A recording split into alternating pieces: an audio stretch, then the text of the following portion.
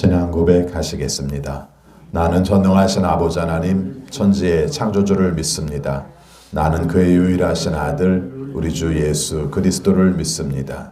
그는 성령으로 잉태되어 동정녀 마리아에게서 나시고 본디오 빌라도에게 고난을 받아 십자가에 못 박혀 죽으시고 장사된 지 사흘 만에 죽은 자 가운데에서 다시 살아나셨으며 하늘에 오르시어 전능하신 아버지 하나님 우편에 앉아 계시다가 거기로부터 살아있는 자와 죽은 자를 심판하러 오십니다. 나는 성령을 믿으며 거룩한 공교회와 성도의 교제와 죄를 용서받는 것과 몸의 부활과 영생을 믿습니다. 아멘. 찬송가 176장 부르시겠습니다. 176장입니다.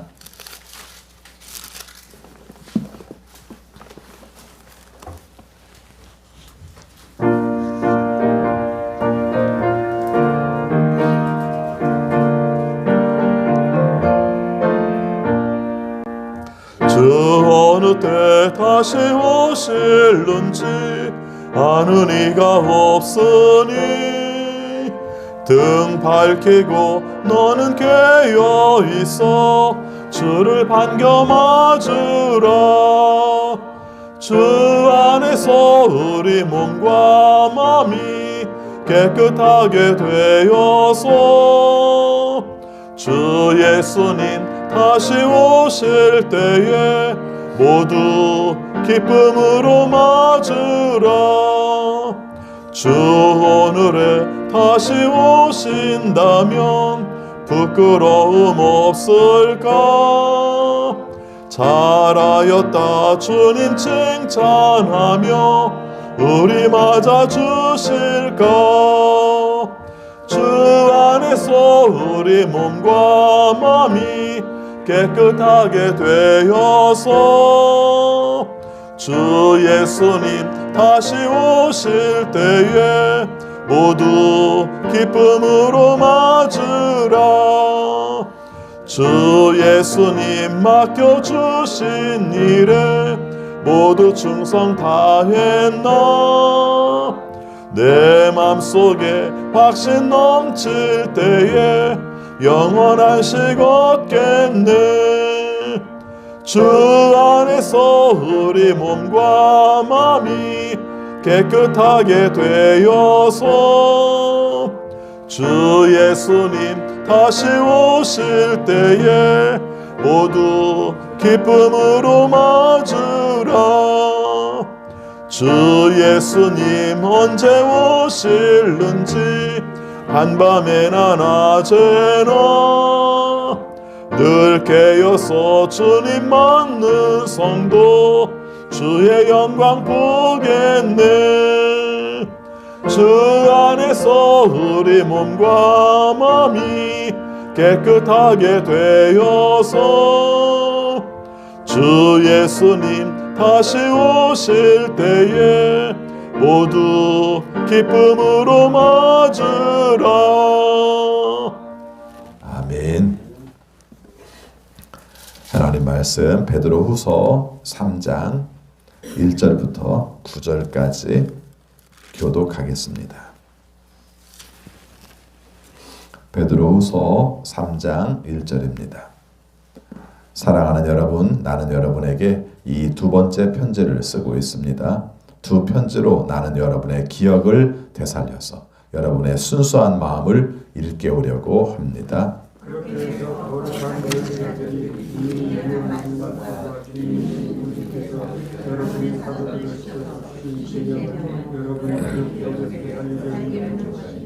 여러분이 무엇보다 먼저 알아야 할 것은 이것입니다. 마지막 때에 조롱하는 자들이 나타나서 자기들의 욕망대로 살면서 여러분을 조롱하여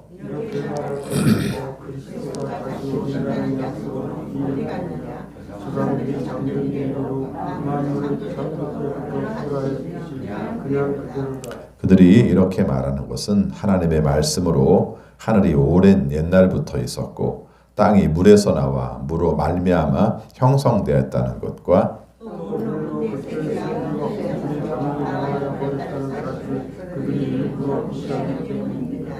그러나 지금 있는 하늘과 땅도 불사르기 위하여 그 동일한 말씀으로 보존되고 있으며 경건하지 못한 자들이 심판을 받아 멸망을 당할 날까지 유지됩니다.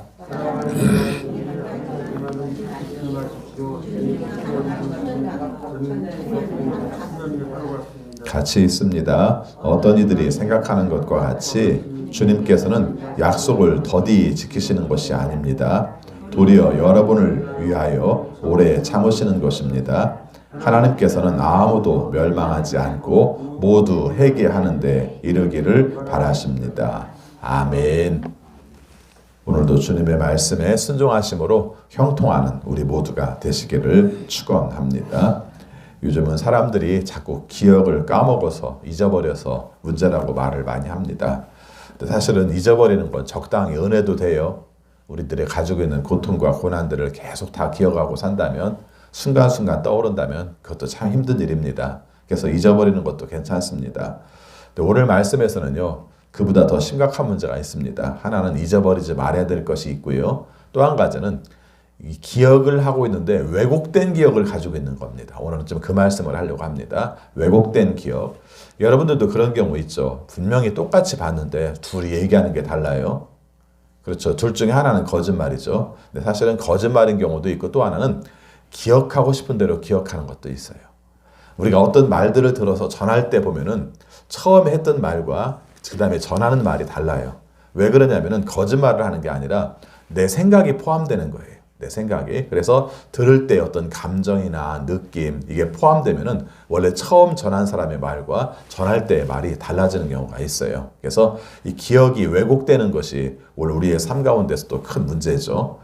신앙도 마찬가지입니다. 신앙에 있어서도 오늘 말씀을 간단하게 얘기하면은 그런 부분을 가지고 있는 거예요. 여러분이 꼭 기억해야 될 것을 기억해야 되는데 그 기억해야 될 부분들을 여러분들이 생각하는 대로 그걸 기억하고 있습니다. 때에 따라서는 내가 그 부분을 애써 잊으려고 하고 애써 모르는 척하고 그래서 내가 생각하는 대로 생각하려고 하는 것이 있습니다. 한참 그러다 보면요, 그게 내 기억이 돼버려가지고 마치 그것이 진실인 것처럼 기억할 수도 있어요. 그렇죠? 그래서 역사 속에서도 제일 중요하게 여기는 것이 기억이라고 얘기를 해요. 그렇죠? 가장 중요한 거 역사는 있었던 사건이잖아. 아니요. 다 기억하고 있는 내용들이 달라요. 내가 체험한 내용에 따라 다르기도 하고 또 하나는 애써 외면하고 싶은 역사들도 있거든요. 그런 부분에 대해서는 자꾸 덮으려고 하고 말하지 않으려고 하는 그런 내용들을 가지고 있어요. 오늘은 신앙에 있어서의 기억에 관한 내용들을 함께 살펴보면서 우리가 어떤 신앙을 가지고 살아야 되는지를 말하려고 합니다. 오늘 말씀에서 기억이라는 단어가 자주 나와요. 그리고 잊지 말라는 말이 자주 나와요. 이 기억과 잊지 말라는 것들이 다 서로 연결된 것이죠. 여러분 1절 말씀 보면은 그렇게 말합니다. 사랑하는 여러분, 나는 여러분에게 이 두 번째 편지를 쓰고 있습니다. 같이 있습니다. 두 편지로 나는 여러분의 기억을 되살려서 여러분의 순수한 마음을 일깨우려고 합니다. 이 두 번째 편지라는 말 때문에 공부하는 분들은 또 많이 되게 연구를 합니다. 베드로 전서가 있고 베드로 후서가 있으니까 이건 두 번째 편지지 이렇게 생각할 수도 있고요. 또 어떤 분들은 베드로 후서 자체가 한 번에 보낸 편지가 아니라 두 번에 보낸 편지로 이해하는 분들도 계십니다. 뭐 어떻게 된 건지는 정확하게 모르겠어요. 그러나 우리가 생각할 때 그 말의 의미들을 결과적으로는 계속 강조하는, 제가 첫 번째 편지에서도 두 번째 편지에서도 계속 강조하는 것은 그런 뜻으로 읽으셔도 됩니다. 여기 보니까 두 편지로 강조하고 싶은 게 뭐였다고 그럽니까?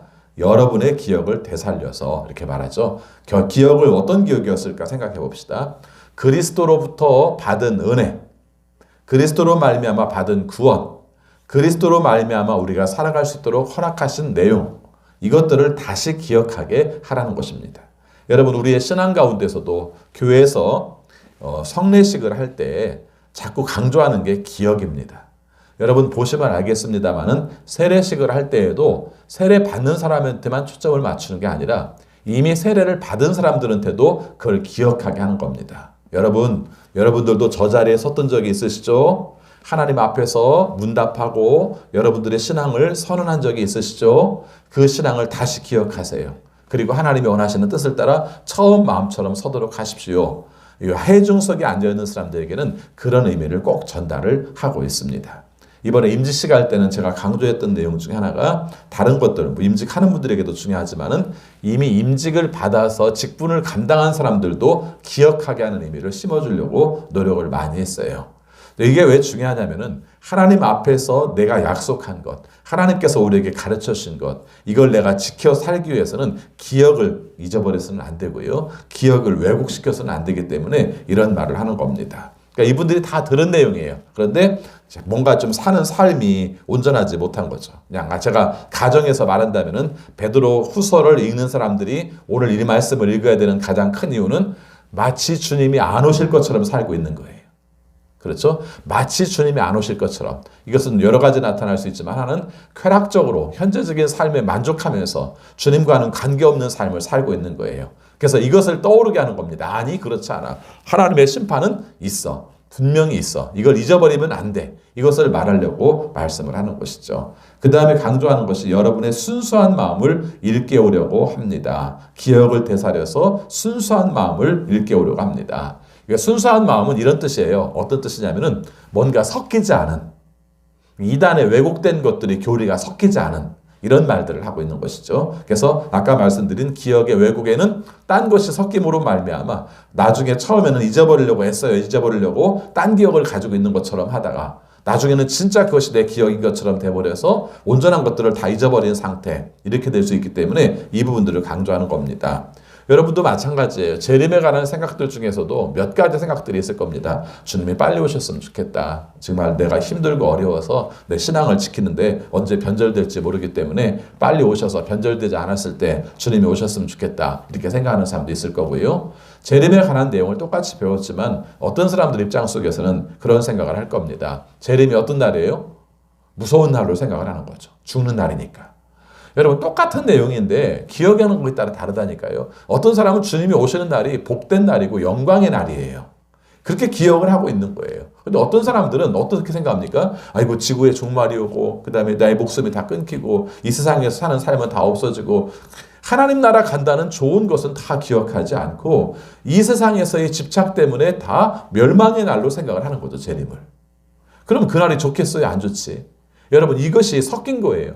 결과적으로 재림을 가지고 살아가야 될 신앙 중에 하나는 성도들이 고난 가운데서도 하나님께 인정받는 날이다. 이게 초점이거든요. 그리고 현재 살아가는 삶 가운데 재림을 염두에 두면서 하나님이 원하시는 뜻대로 온전하게 살도록 하라. 이게 중요한 것이거든요. 근데 뭐가 섞여버렸습니까? 세상에 대한 집착을 가지고 있으니까 이 좋은 집, 이 좋은 차, 이 좋은 내가 누릴 수 있는 많은 문화적 혜택들, 이 모든 것들이 다 끝나버리면 이렇게 왜곡돼 버리는 거죠. 오늘 말씀에서 그 부분을 굉장히 강조하고 있습니다. 2절 말씀 같이 있습니다. 그렇게 해서 거룩한 예언자들이 이미 예언한 말씀과 주님이신 구주께서 여러분의 사도들을 시켜서 주신 계명을 여러분의 기억 속에 되살리려는 것입니다. 또 기억을 얘기하잖아요. 기억. 그래서 여러분들이 이미 말씀을 들은 사람들이 안 들은 게 아니에요. 예언자들을 통해서 들었고 또 주님께서 주신 말씀을 통해서 주님의 사도들을 통해서 주신 말씀을 통해서 이미 재림에 관한 말씀들을 다 알고 있어요. 이것을 다시 생각나게 하는 것입니다. 재림에 대한 생각들이 왜곡되니까 어떤 현상들이 나타나는가? 3절 말씀이 나타납니다. 같이 있습니다. 여러분이 무엇보다 먼저 알아야 할 것은 이것입니다. 마지막 때에 조롱하는 자들이 나타나서 자기들의 욕망대로 살면서 여러분을 조롱하여 이렇게 말할 것입니다. 자, 조롱 얘기부터 합시다. 여러분, 지금 말씀드린 재림과 연결시켜서 말씀하면 재림을 안 믿는 사람들 입장 속에서는 재림을 믿어서 정결하게 살려고 하는 사람들을 보면서 바보처럼 여기는 거예요. 뭘 심판 있다고 죽으면 그만이지. 여러분들도 그 말 잘합니까? 죽으면 그만이지. 어렸을 때 참 많이 들었던 말인데. 그렇죠? 죽음은 그만이지. 아니요. 죽음은 그만이 아니에요. 기독교인들의 사생관은 우리가 죽음은 그만이 아니에요. 그래서 죽음은 그만이 아니기 때문에 똑바로 살려고 하는 겁니다. 죽은 다음에도 우리의 삶에 심판이 있고 내가 하나님 앞에 온전하게 산 것을 칭찬받을 것이라는 것을 알기 때문에 우리는 죽음은 그만이 아니라 죽음 이유를 생각해서 지금 똑바로 사는 거예요. 근데 죽음은 그만이라고 생각하는 사람들 입장 속에는 우리들이 바보 같아요. 왜 바보 같습니까? 잊지도 않은 내세를 그렇게 생각하는 거죠. 그 사람들이 잊지도 않은 내세를 생각하면서 지금 왜 참고 살아? 그냥 즐겁게 살면 그만이지. 내가 쾌락 입은 그만이지. 왜 그렇게 살아? 바보처럼. 이게 지금 그들이 조롱하는 내용이에요. 그렇죠? 그러면서 조롱하는 내용 핵심이 이겁니다. 4절 말씀 봅니다. 같이 있습니다. 이렇게 말할 것입니다. 그리스도가 다시 오신다는 약속은 어디 갔느냐? 조상들이 잠든 이래로 만물은 창조 때부터 그러하였듯이 그냥 그대로다. 사람들이 놀리는 말입니다. 뭐가 바뀌었어? 하나도 안 바뀌어. 오늘도 해 떴잖아. 오늘도 보니까 해 지네. 겨울 되니까 눈 오고 여름에 비 오고 이렇게 얘기를 하는 거죠. 하나도 안 바뀌었다니까. 뭔가 하나님 나라가 오고 뭔가 세상이 멸망할 것이라는 걸 알면은 점점 뭔가 나빠져야 되지 않아? 근데 그런 것도 하나도 없는 거 보니까 주님이 오신다는 날은 안 맞아. 어제 떴던 해가 오늘도 또 떴는데 뭘 바뀌어? 이렇게 사람들이 얘기를 하는 거예요. 사람들이 조롱하는 겁니다. 그 다음에 그렇게 말하는 겁니다. 옛날부터 얘기했던 창조의 내용들이 그대로 다 있잖아. 근데 뭘 망해? 이렇게 사는 사람들은 어떻게 삽니까? 자기 마음대로 사는 거죠. 쾌락 중심적으로 사는 것이죠. 근데 그런 분들에 대해서 성경은 이렇게 말하고 있습니다. 자, 5절, 6절 말씀 같이 있습니다. 그들이 이렇게 말하는 것은 하나님의 말씀으로 하늘이 오랜 옛날부터 있었고 땅이 물에서 나와 물로 말미암아 형성되었다는 것과 또 그 물로 그때 세계가 홍수에 잠겨 망하여 버렸다는 사실을 그들이 일부러 무시하기 때문입니다. 여기서 일부러 무시하는 게 기억의 왜곡이죠. 그렇죠. 우리가 분명히 있었잖아요. 처음부터 물로 시작한 나라. 여러분 창세기 1장과 2장을 살펴보면요. 세상이 다 물 가운데서 시작된 거죠. 수면 위에 거니시고 이렇게 긁어 모으심으로 말미암아 땅이 되게 하시고 물과 연결된 걸 많아요. 위의 물과 아래의 물 구별한 말도 마찬가지고요. 그리고 심지어는 노아의 홍수 얘기를 하면서 그때도 물로 망한 적이 있었잖아요. 근데 왜 그런 걸 하나도 없었던 것처럼 기억합니까? 하나님의 심판이 없었다면 그런 일이 있었겠어요? 없었겠어요? 있었죠. 그러면 지금도 하나님께서 하시려면 하시지 않겠어요? 충분히 가능하죠. 근데 왜 그것을 없었던 것처럼 기억을 안 하는 것처럼 생각을 하는 겁니까? 이렇게 말하는 거죠.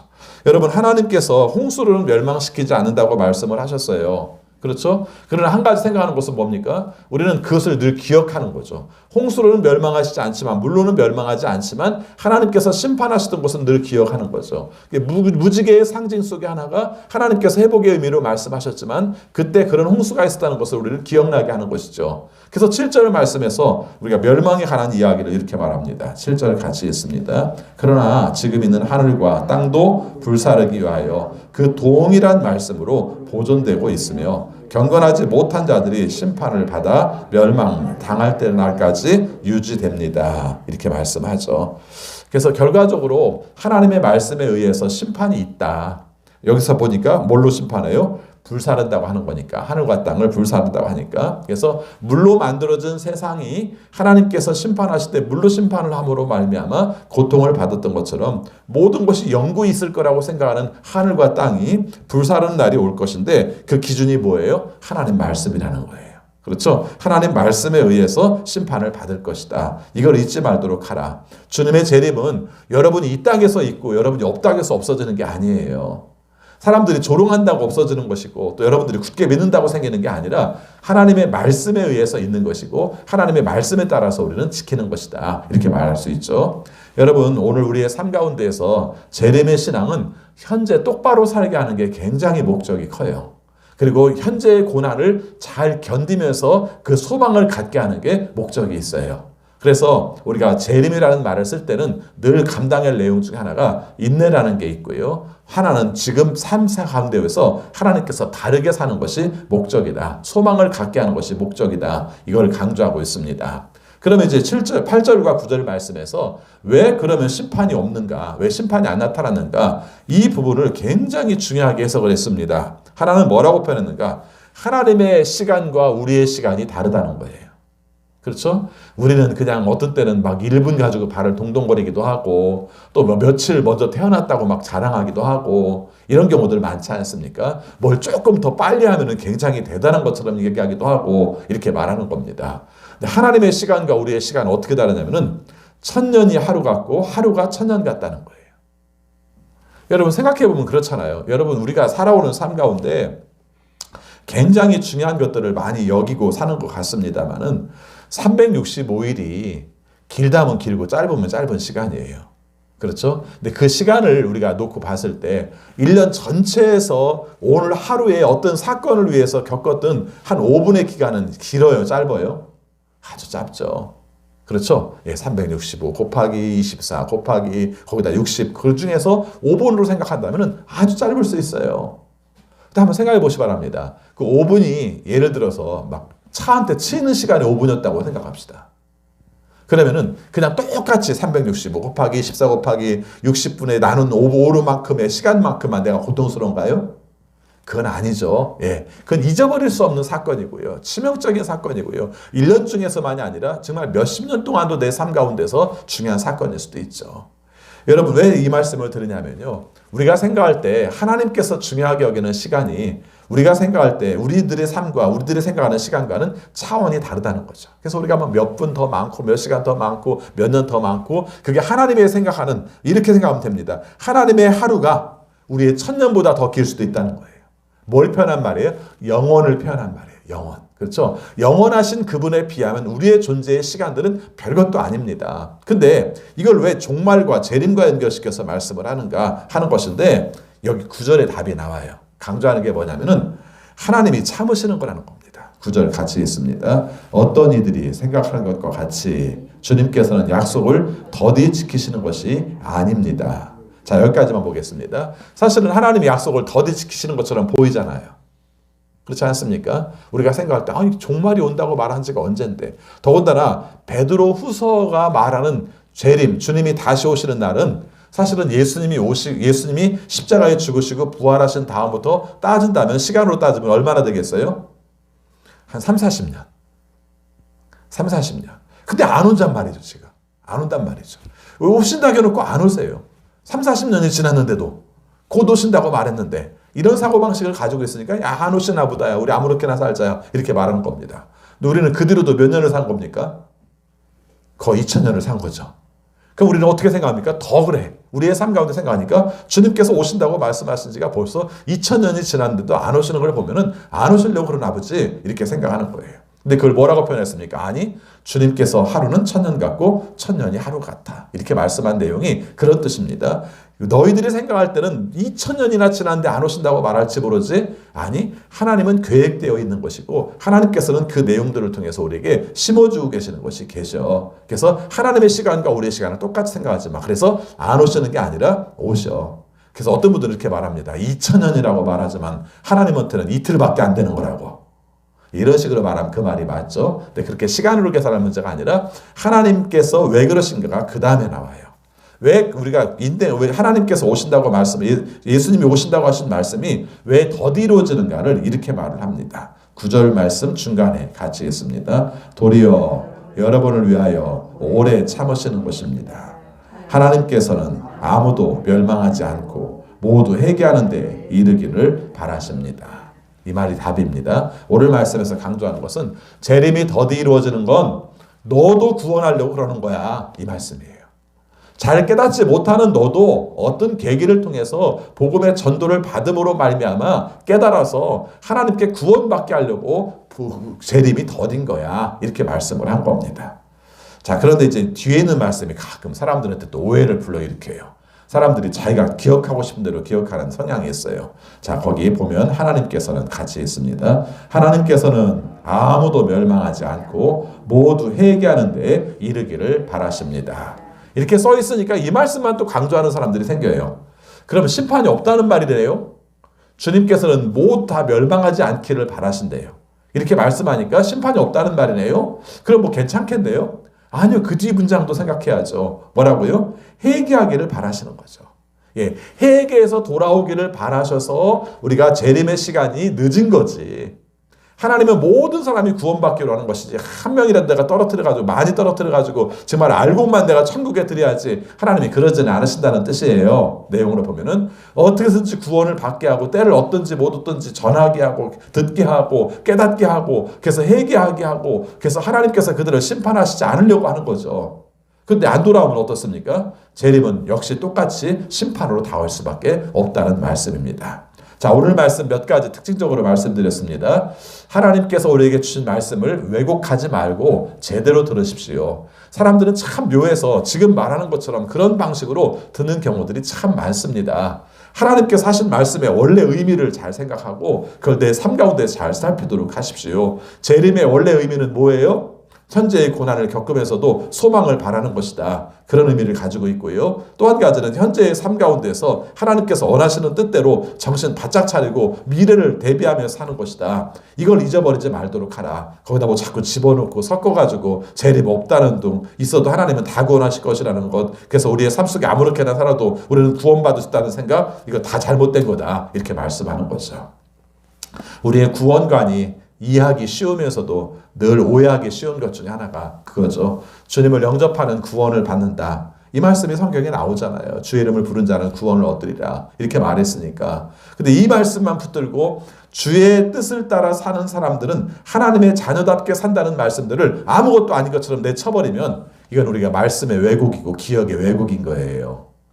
하나님께 구원받은 사람은 구원받은 사람답게 살아야죠. 하나님의 자녀답게 살아야죠. 하나님께서 원하시는 사랑을 함으로 말미암아 우리가 자녀됨을 확인한다고 말씀하신 내용들을 왜 자꾸 잊어버리려고 해요? 기억을 안 하려고 해요. 내가 사실은 일부러 의도적으로 내 삶 가운데서 그걸 신경을 안 쓰려고 하는 거죠. 그래서 세상의 욕망과 그 다음에 세상에서의 성공, 이것을 위해서 말씀을 이용하려고만 하는 것은 다 기억의 왜곡이고 말씀에 대한 왜곡이라고 표현할 수가 있는 겁니다. 재림신앙 하나 제대로 가지고 있으면요, 정말 똑바로 살 수밖에 없어요. 그렇죠? 주님 앞에 심판 받는다는 생각, 주님 앞에 내가 칭찬을 들을 수 있다는 생각, 이게 우리들을 얼마나 똑바로 살게 하는데요. 그렇죠? 이 기억을 제대로 가지고 삶으로 하나님의 뜻을 이루는 우리 모두가 되시기를 바라겠습니다. 기도하겠습니다. 아버지, 우리들을 사랑하셔서 오늘도 우리에게 적합한 말씀을 주심을 진심으로 감사합니다. 마치 주님이 오시지 않는 것처럼 함부로 살고 주님의 재림에 대해서 함부로 말하는 사람들에게 경고의 말씀을 전하는 것을 우리가 함께 들었습니다. 우리가 말로는 그렇게 하지 않지만 우리의 생각과 사는 방식에는 마치 주님이 안 오실 것처럼 살 때가 있었음을 주 앞에 고백합니다. 그래서 함부로 살기도 하고 원망하기도 하고 또 주님이 없는 것처럼 소망 없는 자처럼 살 때도 있었음을 주 앞에 고백합니다. 오늘 말씀을 기억하면서 주님이 우리에게 주신 말씀을 기억하면서 어떤 경우를 할지라도 주가 원하시는 뜻대로 바르게 살고 주님이 원하시는 뜻대로 합당한 열매를 맺으며 살아갈 수 있도록 인도하여 주옵소서. 특별히 마지막 때를 잘 생각하지 못하는 사람들에게 하나님의 복음을 전할 수 있어서 그들도 회개하고 그래서 주님이 원하시는 뜻처럼 모든 사람이 구원받을 수 있도록 복음을 전하는 삶을 살게 하여 주옵소서. 하나님, 우리가 코로나19로 말미암아 겪는 어려움들이 큽니다. 잘 잡히지 않아서 걱정이 많습니다. 그러나 하나님께서 하나님의 방법으로 친히 도와주셔서 하나님 안에 세계를 나갈 수 있는 길들을 찾아나가게 하여 주옵소서. 방역 당국들과 또 의료진 또 국가에서도 이 일들을 감당할 때 너무 자만하지 않게 하시고 하나님의 방법을 추구하면서 하나님의 도우심으로 사명을 잘 감당할 수 있도록 인도하여 주옵소서. 경제적 어려움을 겪는 식구들도 늘어가고 있습니다. 특별히 자영업자들과 또 일용 노동자들이 힘든 시간들을 견디고 있습니다. 고난의 때에 주시는 특별한 은혜를 통해서 잘 감당해낼 수 있도록 인도하여 주옵소서. 아버지, 선교지의 사명을 감당하는 우리 선교사님들을 기억해 주셔서 힘든 상황 가운데서도 주의 도우심을 경험하고 또 그 상황 속에서도 그들에게 전해줄 수 있는 복음, 또 사랑을 나눌 수 있는 시간들 되게 하여 주옵소서. 질병 중에 있는 식구들을 기억하여 주옵소서. 하나님의 도우심으로 우리가 하나님의 치유의 능력을 경험하게 하여 주옵소서. 우리가 수술을 받고 주님 안에서 새로운 회복을 기다리며 또 항암치료를 받고 또 기다리는 식구들을 다 기억해 주셔서 하나님 안에서 회복할 수 있도록 인도하여 주옵소서. 말로 다 할 수 없는 고통과 또 외로움 가운데서도 주님께서 나와 함께 하심을 경험하여 병상에서 함께 하신 하나님의 은혜를 입을 수 있도록 인도하여 주옵소서. 어린 자녀들을 위하여 기도하는 가정, 특별히 장기적인 치료를 위해서 기도하는 가정 기억해 주셔서 면역력 좋게 하여 주시고 또 혈소판이 잘 생성되게 하여 주시고 또 체질이 변화되게 하셔서 하나님의 은혜로 고침받고 하나님의 은혜로 잘 성장할 수 있는 우리 자녀들이 되게 하여 주옵소서. 가야 할 방향들을 위해서 기도하는 우리 자녀들을 기억해 주셔서 흔들림 없이 견고하게 주가 원하시는 뜻대로 나갈 때마다 합력하여 선을 이룰 수 있도록 도와주옵소서. 잘 구별할 수 있는 자녀들 되게 하여 주옵소서.